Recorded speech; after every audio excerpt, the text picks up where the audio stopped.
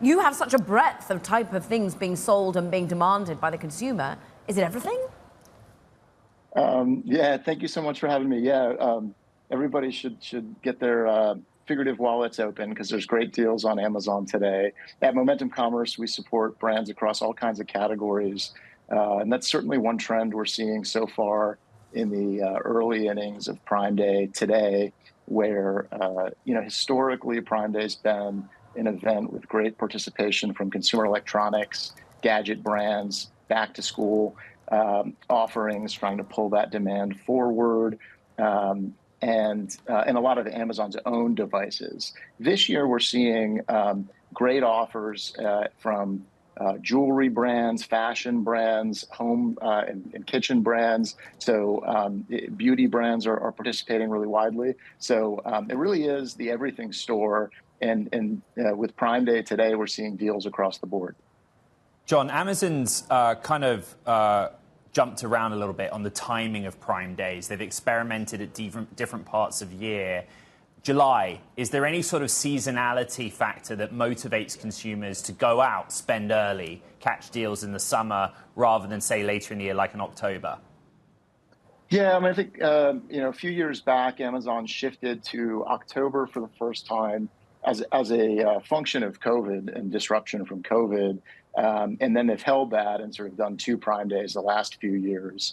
What we see in the data certainly is that the summer Prime Day has really been seared into the minds of the U.S. consumer in particular. And we're now seeing the entire retail industry follow suit. So if you wander around the web and go to any D2C site, you're going to see callbacks to Prime Day offerings, even on a direct site.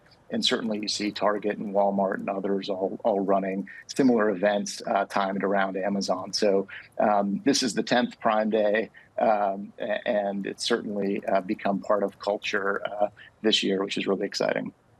What's different for Amazon now, I think, is the influence and competition from some of the Chinese players.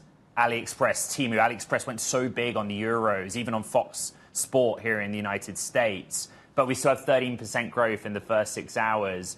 What do you see in the market more broadly through this Prime window?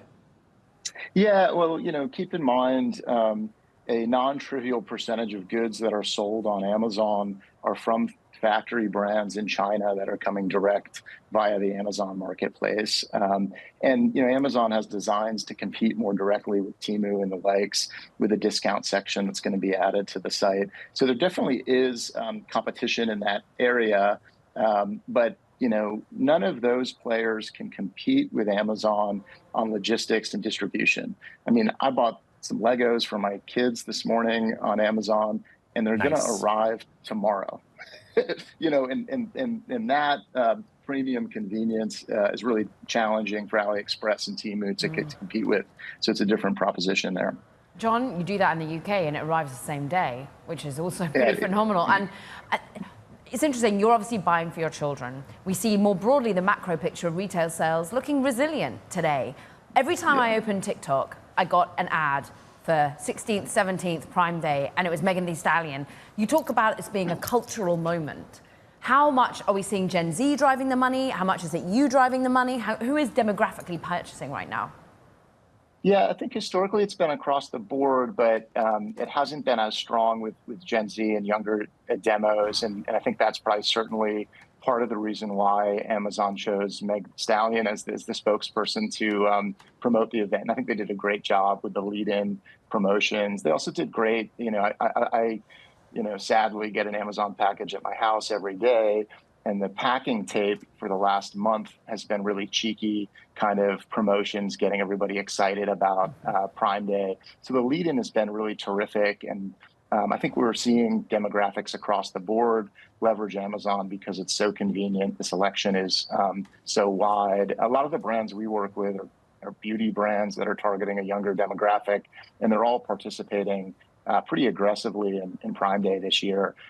One of our clients, First Aid Beauty, has incredible discounts available today. So seeing a lot of different offerings. I think that's the piece that is most interesting this year. The event seems to be on pace. Our data suggests 13% year-over-year growth through 10 a.m. Eastern. Generally, peak shopping for Prime Day is between 10 a.m. and 1 p.m. Eastern. Right. So it's still really early. But if we hold that track, that's going to be 450 million items sold in 2 days. Yeah. Consumers are going to save about $3 billion. And I think the distribution of those sales is going to be across a lot of different categories, appealing to very different demographics. So it's the everything store and the everything sale, and people are excited.